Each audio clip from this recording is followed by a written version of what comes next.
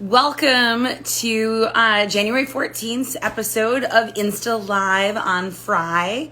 I am Rebecca here from Safe Harbors. It is Friday at 2. I started exactly at 2. I get brownie points for that today. And we're going to talk some more about stalking. So January is Stalking Awareness Month. And I'm going to talk a little bit about pop culture. Romantic comedies show stalking behavior. And they show the people who are using those stalking behaviors successful. They're able to win that person over with their behavior that would be stalking in any other situation. So just from the start, I'm not talking about You, the Netflix, not you, but the Netflix show You, because honestly, that's a horror movie. I am talking about romantic comedies, good old-fashioned romantic comedies we've all seen.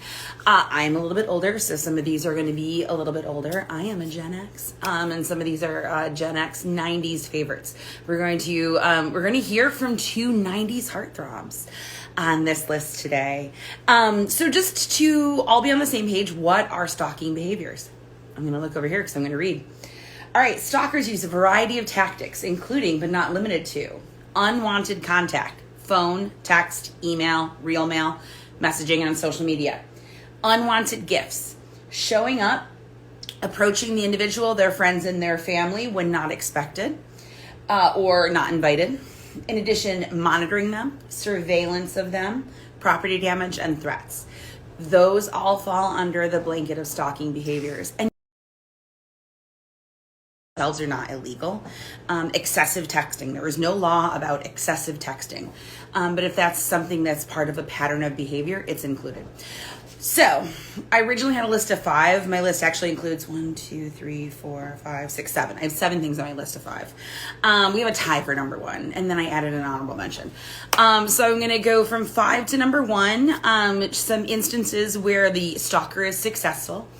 And I'm going to start with some of the more mild behavior, as far as I was ranking them, to the most egregious stalking behaviors that were successful in the romantic comedy in winning the object of their affection. So I'm going to start with one that breaks my heart to mention because I love this movie but I'm going to start with the movie 10 Things I Hate About You. 10 Things I Hate About You is a 90s adaptation of Taming of the Shrew, Shakespeare's Taming of the Shrew. It was adapted. Heath Ledger stars with Julia Stiles as the 2 main characters. And I'm going to talk about the characters of Cameron and Bianca mostly. So if you're not familiar with the story, Bianca and Kat Stratford are sisters with an overprotective dad. And then Bianca, the younger sister, is one of the prettiest, most popular, most perfect girls at school. And Cameron, who is new to the school, immediately falls in love with her at first sight, must have her, but she's not allowed to date because they have an overprotective dad. So what he does is he starts talking to kids at school about what Bianca does, where she goes, what she likes, figures out she needs a French tutor. Now, Cameron himself does not speak French, but pretends to be fluent in French in order to tutor Bianca to spend time with her. Cameron also goes so far as to have his friend throw a party, or crash a party, I suppose, to be there with her. He finds out she's attending a party and makes sure he's able to go, and pays another student to take out the older sister in order to go out with her. So I'm going to start with Cameron from 10 Things I Hate About You, who successfully wins Bianca over by the end of that movie.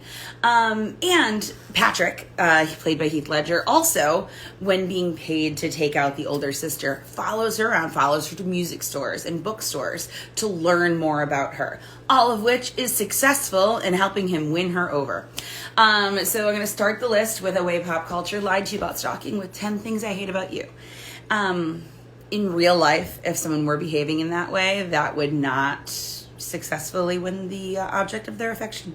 All right, I have an honorable mention I wasn't originally going to mention until I got ready for this, and I looked around my desk, and I'm just going to share honorable mention because it doesn't actually work. If you're familiar with My Fair Lady, I had some My Fair Lady art in my room, and I recall, so the character who does not win her, the character that she does not choose, is a boy named Freddie. But in his attempts to win her over in My Fair Lady, he spends every day hanging out in front of her house. Like, he meets her, immediately falls in love with her, has nothing better to do with his day than hang out outside of her house every day in hopes of catching. He even sings a song about it. One of the songs in My Fair Lady, The Street Where You Live, is about this dude, Freddie, hanging out in front of her house, hoping to catch her eye. So that is my honorable mention. It wasn't originally on our list, but I was just, because Freddie, sadly, if you haven't seen My Fair Lady, does not end up with her. That doesn't work in this instance. She ends up with the, had to make that an honorable mention when I was prepping for this. And I was just like, hey, I have a picture of My Fair Lady on my desk, possibly taller than the picture of my own child. And I should mention that as an honorable mention for romantic comedy approved stalking behavior. That one even gets its own song. All right, the next one I want to mention, if you were alive in the 90s and knew a boy, he loved two things: Holden Caulfield and Lloyd Dobler from from Say Anything. If you are not familiar with Say Anything, Lloyd's character breaks up with his girlfriend, and in order to win her back, shows up outside of her house in the middle of the night while she's sleeping, plays the song that he lost his virginity to. It was the song that was in the car the first time they had sex.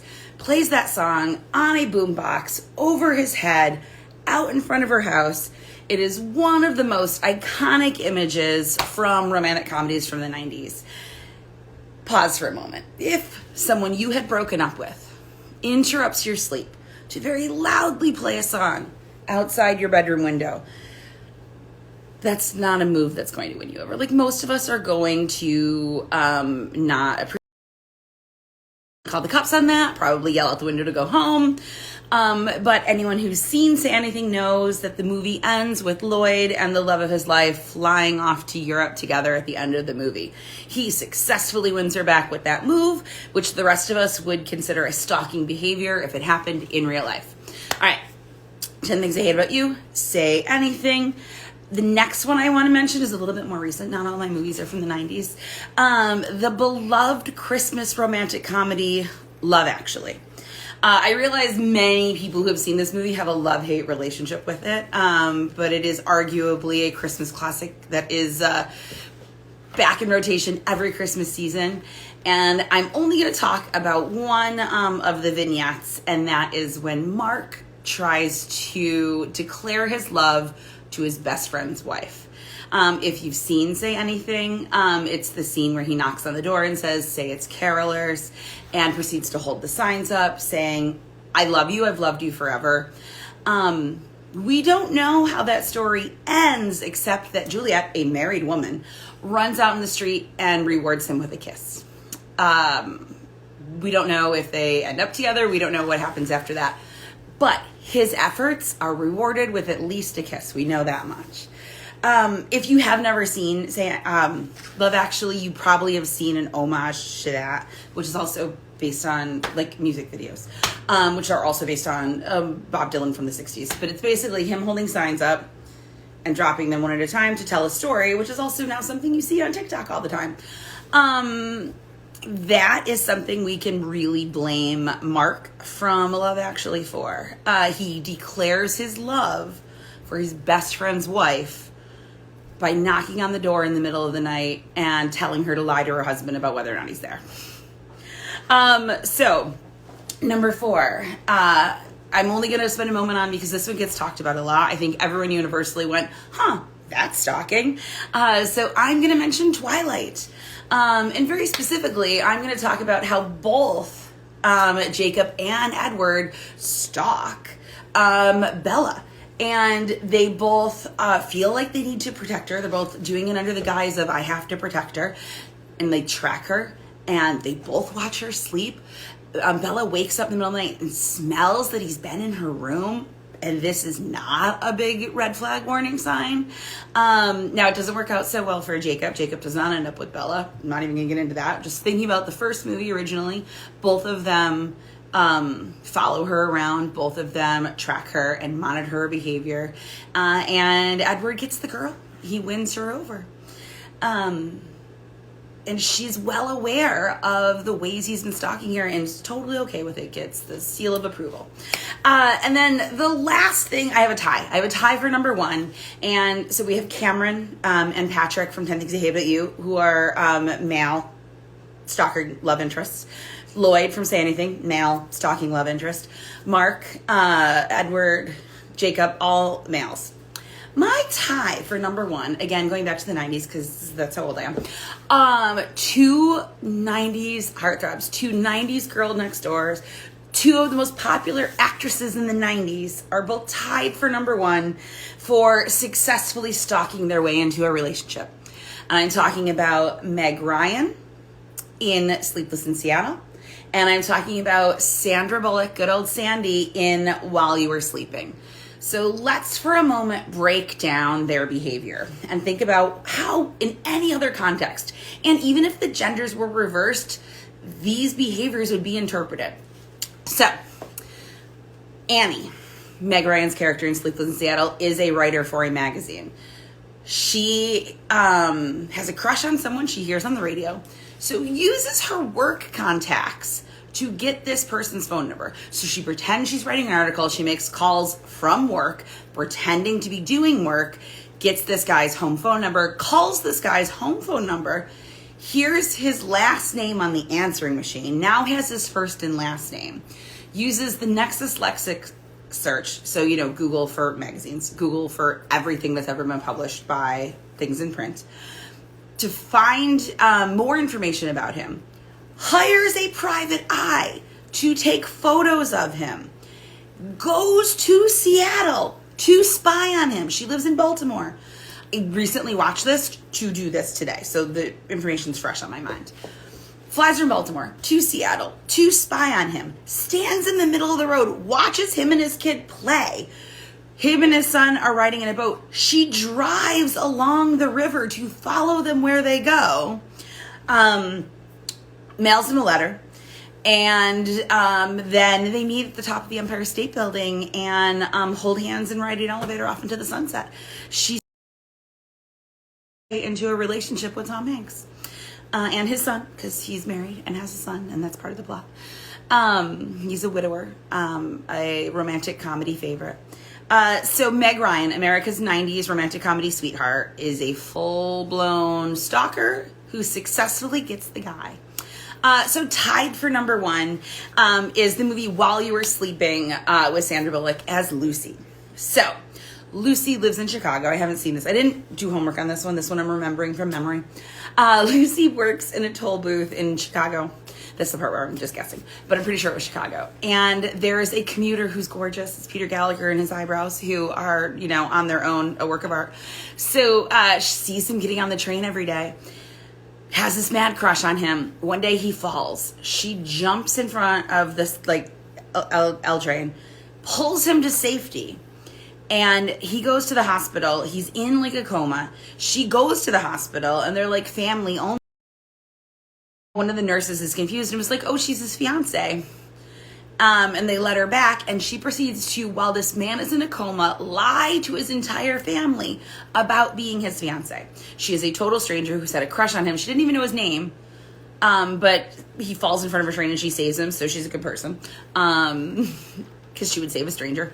But then lies to his entire family about being his fiance, takes his keys, goes to his house because she finds cat food in his bag, so goes to feed the cat. Spends the entire movie falling in love with his brother. The movie ends with her confessing to the guy who's now out of a coma. Because he comes out of a coma and thinks he just doesn't remember her. And it goes along with it, because family's like, Lucy's great, you should marry her, she's your fiance. And he's like, sure. And announces to him, his family, and everyone that she's in love with the other brother. The movie ends with the other brother admitting he's in love with her too, and they live happily ever after she lied to the entire family about being the man in a coma's fiance when she was in fact a total stranger. Successful stalking is one of the ways romantic comedies lie to us. So just to review, when we talk about stalking behaviors, we're talking about behaviors of manipulation, sending gifts, sending messages, excessive texting, excessive messaging, following people, monitoring people. These are not about love. Stalking is not about love. Let's be clear. Stalking is about control. when stalking happens in real life, it could be people who know each other in real life. It could be the behavior of a person after a breakup. It could be the behavior of a person who has some delusions of being in a relationship or the desire to be in a relationship and is using these control tactics to try to win someone over, or in a misguided attempt to punish them for not being interested in them. Like, there are reasons that stalking behaviors are a crime is they're meant to intimidate people, they're meant to manipulate people, they're intended to control people, scare people, and people get hurt. Like, sometimes stalking culminates in people getting injured and murdered. Stalking behaviors in real life don't result in a kiss and the credits rolling. So let's take a critical eye to the romantic comedy like content. I want to mention that on the One Love website, they have a blog post about stalking behaviors in romantic comedies. And there was an article in The Atlantic about stalking behaviors in romantic comedies. And those were the points of reference that I used when planning this today. So if you want to continue the conversation, please feel free to, in the Instagram post, either here or the Instagram post that I posted earlier today announcing today's topic, continue the conversation. Don't include you, because that is a horror show, non-romantic comedy as far as I'm concerned, as it centers on a stalker who fully admits he's stalking right from the start, and people get murdered. Spoiler alert, people die in you. But what other romantic comedies can you think of where something that would be stalking in real life is rewarded? I'm following our Instagram all the time. We have the one you're watching now, Safe Harbors the Finger Lakes. We also have our SHFL Young Voices. I will make sure there are posts on both. If you wanted to continue the conversation, let's talk in the comments about what other romantic comedies glorify stalking behaviors and reward the romantic love interest for their stalking. Thanks for joining me today. I will see you again next Friday. Heads up, next Fridays will be a little bit late. I'm at a school giving presentations during the day, so we're probably going to start a little bit late. Next week's Insta Live on Fry will not be right at 2 on the nose. No brownie points for me next week. If you have thoughts on what you would like to talk about this month for stalking, please feel free to add those in the comments as well. Thanks for joining me today, everyone.